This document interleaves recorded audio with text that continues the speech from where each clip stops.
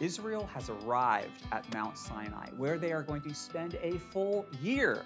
The entire second half of the book of Exodus, chapters 19 to 40, all of the book of Leviticus, and Numbers, chapters 1 to 10.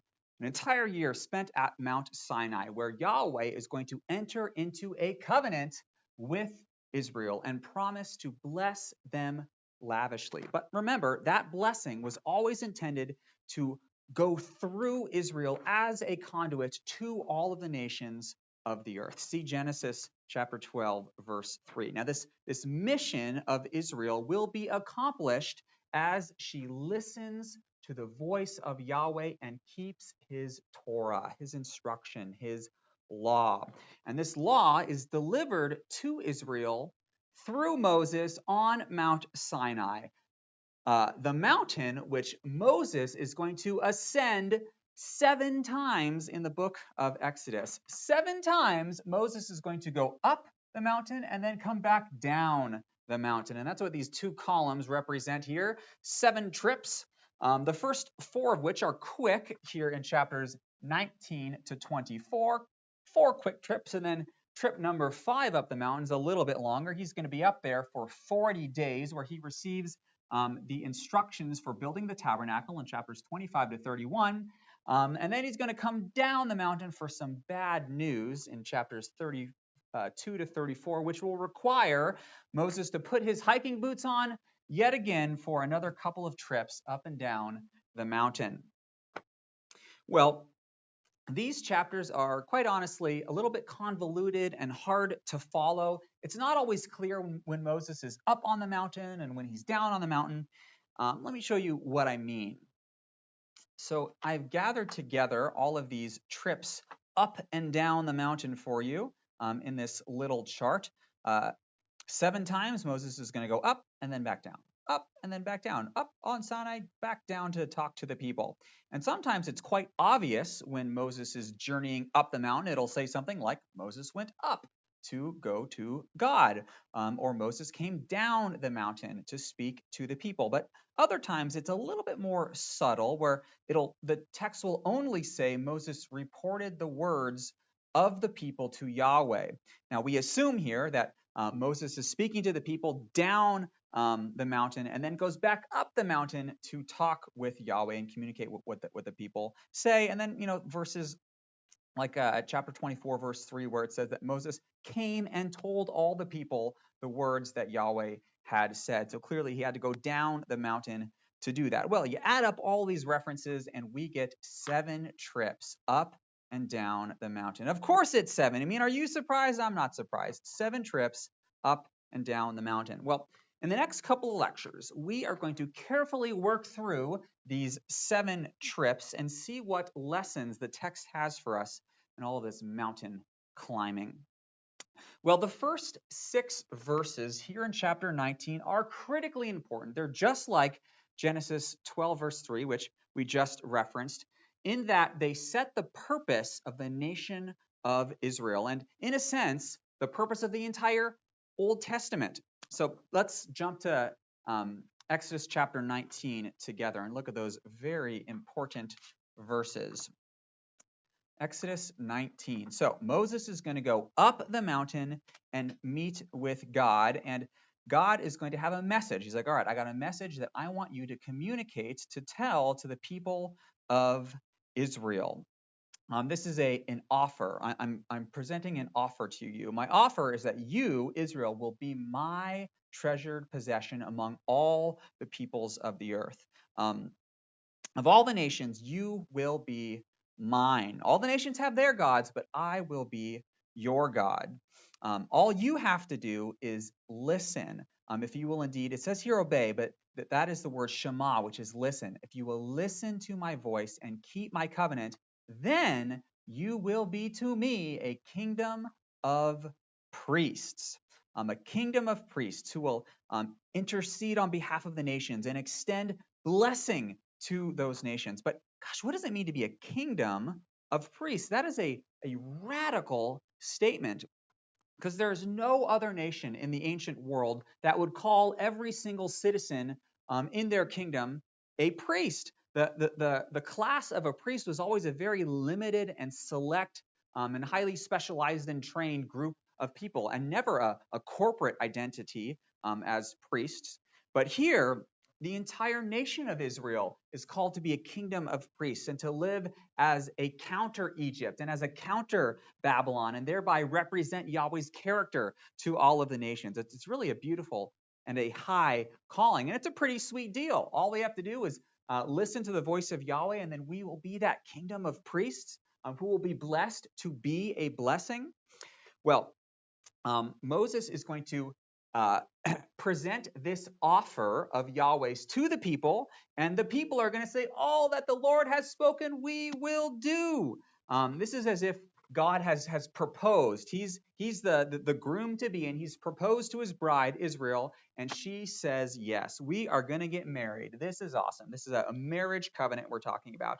So Moses is going to go back up to God and say the good news. Hey, Yahweh, guess what? The people of Israel said yes. They want to get married. Isn't this great? And God says, okay, here's how this is going to work. If the entire nation of Israel is going to be priests, then the entire nation needs to appear before me in my presence. But the thing is, this is going to be a little bit intense.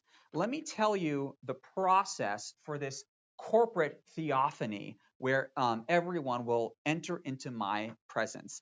Let's join the action in verse 11 here, where God says, hey, on the third day, Moses is talking with Yahweh up on the mountain, and Yahweh says, on the third day, I will come down on Mount Sinai. But before that, on days 1 and 2, man, don't get close to the mountain. Don't even touch it, for whoever touches it is going to die.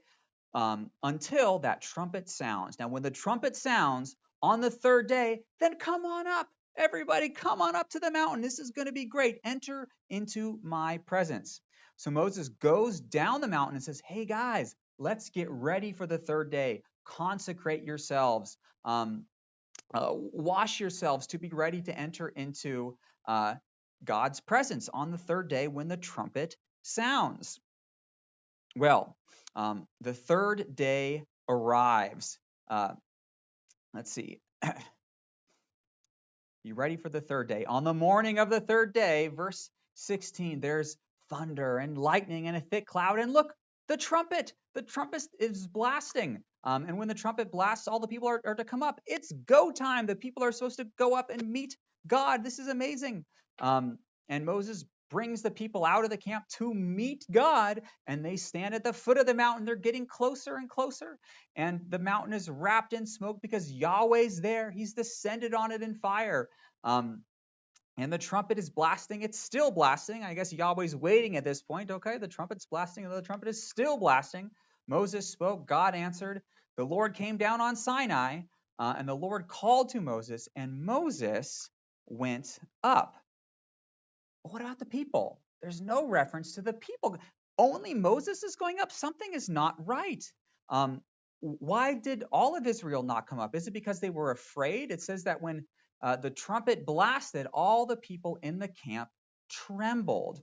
Now, this moment is repeated for us by way of a flashback just after the Ten Commandments. Here's the Ten Commandments in chapter 20, and we're going to look back at this moment when the people trembled at the trumpet blast and refused to go up the mountain. We're going to look at this moment again here in verse 18 of chapter 20. When all the people saw the thunder and the lightning and the sound of the trumpet, which is supposed to tell them to go up, they trembled and were afraid. And instead of going up, they stood far off, and they said to Moses, Moses, Moses, you speak to us, and we'll listen to you. We don't want God to speak for us. No, for if he speaks to us, we will die. But Moses says, what does he think? Does he think this is a good idea? Moses says, no, you guys, don't be afraid. Do not fear, for just like in the wilderness, God has come to test you to see whether the fear of him may be before you. That's why there is this trumpet and this lightning and this thunder. Do not fail this test, but enter into his presence. And yet the people refused to do so. They stood far off while Moses drew near. Now, I like the way that Tim Mackey, a Bible Project guy, explains this scene because honestly, it is rather confusing. And look how he kind of sums up this moment. He says that this narrative here in Exodus 19 and 20 is designed as a kind of puzzle. It's a puzzle which is only unlocked when you read it according to its literary design. That is this chiasm, which we'll explain in a minute, and according to its literary echo. So this design, these chapters, all of 19 to 24, are designed as a chiasm, which have on the outside of the chiasm a covenant invitation to be a kingdom of priests, and then the covenant ratification here at the end in chapter 24. And then we have the 10 words, that is the 10 commandments in the book of the covenant, 42 words. And here at the very center, critically important at the center, is this evaluation of Israel's refusal to go up the mountain. This is another test. That's what these verses call it. They call it a test of trust. Will you draw near to the fire, something that looks like it will kill you? It looks like death, but in reality, it will purify you to function as a kingdom of priests before me on behalf of all nations. Now, what about these literary echoes, which Mackey is talking about? Echoes to both the Eden story in Genesis 3 and Abraham's binding of Isaac in Genesis 22. What is going on here? Well, this interpretation of this episode as a failed test is strengthened by the fact that it took place on the third day. So here we are in chapters 19 and 20, and notice all the references to the third day. Be ready for the third day, and the third day come, and the trumpet was blasting on the third day. Well, you recall that Israel's first test in the wilderness in Exodus 15 took place 3 days after they left and passed through the waters of the Red Sea. That's when they found no water and grumbled to Moses, and that is where Yahweh tested them. Well, there's another test which takes place on the third day in Genesis 22, when God called Abraham to sacrifice his only son, Isaac, on Mount Moriah, and Abraham travels to that mountain, and on the third day he beholds the mountain from afar, and it is on that day that he passes that test. Well, the connections to this chapter and in our chapters in Exodus 19 to 20 go even deeper.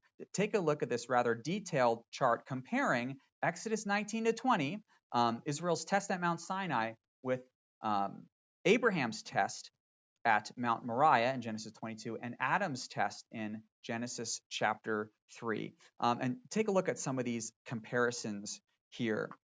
So when Abraham lifted up his eyes and saw Mount Moriah from afar, he went up that mountain. However, Israel refused to go up that mountain. Rather, they stood afar. They stood far off. Now, Adam, when he heard the sound of the wind of Yahweh in the garden, he hid himself in the same way that Israel hid themselves from Yahweh, refusing to enter into his presence. Abraham, on the other hand, who is the pinnacle of faith, remember, it is his faith that was counted to him as righteousness, he passed the test, proving that he fears Yahweh and listens to his voice and keeps his Torah, keeps his instruction. And yet Moses explains to the people, don't you know this is a test to see whether you will fear Yahweh and do what he says?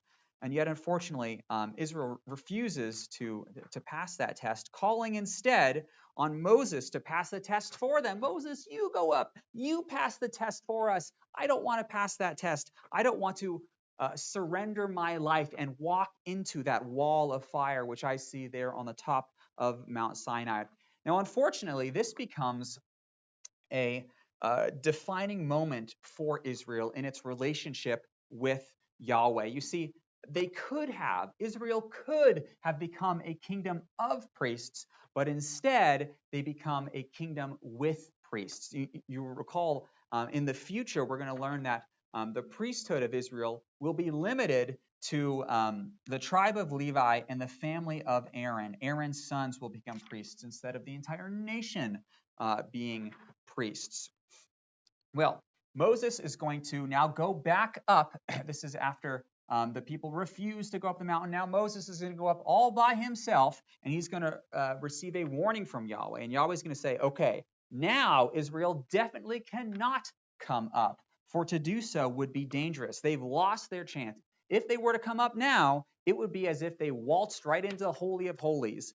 You can't do that. I wanted to give access to everyone to enter into my presence, but now that is no longer possible. And so Moses goes back down here, number 3, and warns the people, hey guys, you can't come up. And then Moses goes back up the mountain now for the 4th visit, and here he receives more laws, 42 more laws in what we call the Book of the Covenant. Now this Book of the Covenant, the end of chapter 20 through the beginning of chapter 23, they have a very intentional structure, and this is very interesting. I learned this structure through a scholar named John Sailhammer in his book, The Pentateuch as Narrative. Look how he explains the structure of this Book of the Covenant in chapters 20:22 to 23:19. So we have the body of laws here. The 42 laws are bracketed by a comment about idolatry and specific worship. And in between, we have 42, that is 6 times 7. 7 is a very important number, laws. Now you'll notice this is kind of a more expanded form of what we just saw a moment ago. Bracketing these 42 laws are these statements which limit the laws and kind of exclude these sections up here. So you know that, okay, you can start counting up to 42 after verse 1 of chapter 21, where he says, now these are the rules that you shall set before him. Boom, boom, boom, boom, all the way down to chapter 23, verse 12. And after that, in verse 13, he says, okay, pay attention to all that I've said to you before, up to this point. Now, notice how the very last of these laws is a repetition of the Sabbath law. And this is probably placed here as a way of saying these 6 groups, 1, 2, 3, 4, 5, and 6, this is like 6 days of work. Israel's 6 days of work is to keep the Torah, to keep the instructions of Yahweh. But let's take a step back here. Why are these laws here in the first place? Now, they do kind of function as an extension or an explanation of the 10 Commandments given in chapter 20, but I think there's more to it than that. If you zoom out a little bit and look at the Pentateuch as a whole, you will notice an alternating structure between laws and narrative, just like we saw in chapters 12 and 13 here in the Redemption from Egypt section. The Torah in general alternates between laws and narratives. And Sailhammer, again in his book, The Pentateuch as Narrative, is going to argue that this alternation is intentional, and what the Apostle Paul meant in Galatians 3:19, where he says that the law was added because of transgression.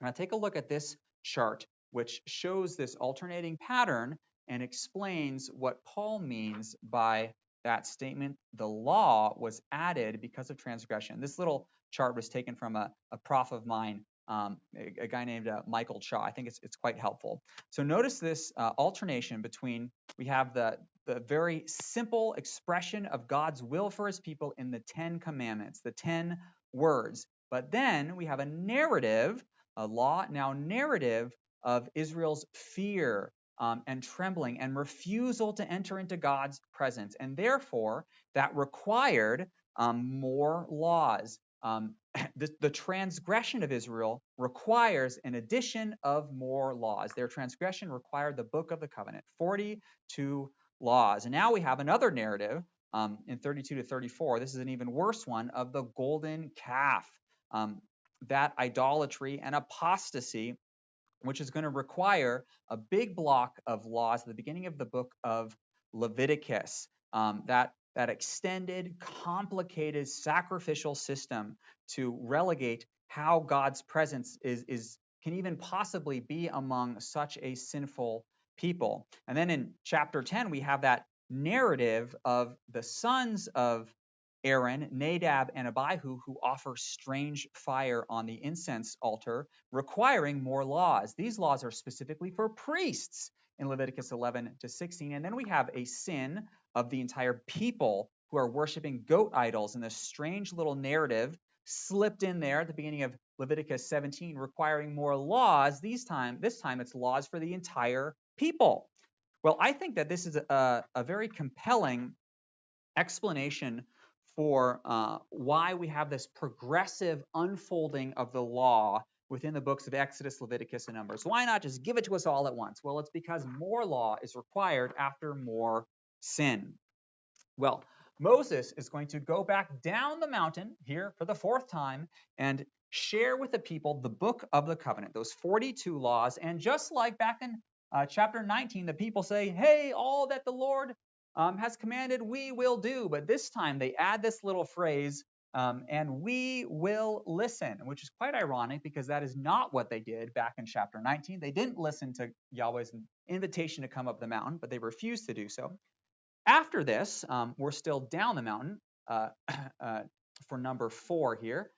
Moses is going to act as an officiant at a wedding, and he is going to ratify the covenant between Israel and Yahweh. And he's going to do so by offering sacrifices, then sprinkling the people with the blood of the sacrifice. I know that's a little bit gross. And then he's going to go back up the mountain for the next step in this covenant making process. And he's going to be joined by 70 elders of the people of Israel. And they're going to go back up, but only halfway up the mountain. And they're halfway up the mountain, they are going to have a covenant ratifying meal where they will have a meal with Yahweh himself. What does that even mean? It's wild. Look at chapter 24 to look at that moment in more detail. After this, Moses is going to leave this larger group and then go up to the top of Mount Sinai alone. And there at the top of Mount Sinai, Yahweh is going to give him the 2 tablets of the 10 commandments and the instructions for how to build the tabernacle so that Yahweh can dwell in their midst. And this is chapters 25 to 31. And Moses is going to be up there for a long time. 40 days Moses is going to be up on Mount Sinai receiving these instructions. But what happens down at the bottom of Mount Sinai during all of those 40 days? What are the people doing? Well, we're going to take a look at that in chapters 32 to 34 next.